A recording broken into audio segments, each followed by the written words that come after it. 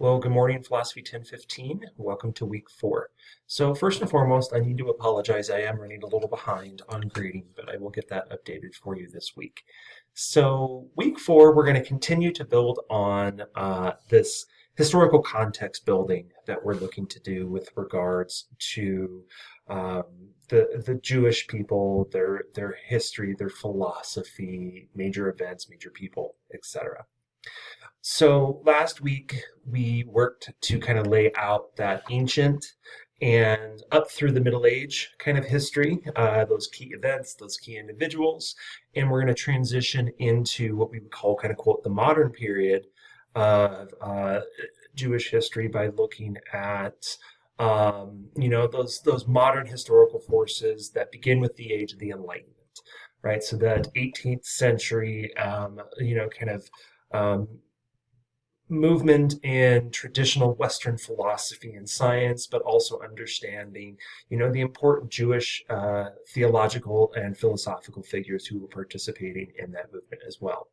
And then we will make our way through the 19th century, obviously highlighting both the positive and negative effects on the Jewish experience during the 19th century, and then transitioning into the 20th century, continuing to look at major historical forces, including the atrocity of the Holocaust and how that contributes to the Zionist movement of the mid to late 19th century, the effort to establish a Zionist home in what is now modern day Israel Palestine, and then pushing us through that first half of the 20th century with the eventual establishment of the state of Israel after World War II, and try to do our best in the time that we have to understand the Palestinian-Israeli conflict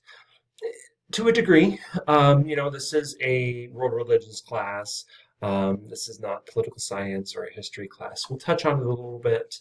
But as always, if you have questions, please reach out on that. And then just kind of transitioning towards the 21st century to understand the Jewish experience within recent decades. And so that said, we've got reading out of the Lumen book, chapter 9 and 10. So if you went back into content and then went to the eText module, you're going to be here at Lumen World Religions, and you're going to look for chapters 9 and 10 and the text. As always, I'm here to answer any questions if you have any.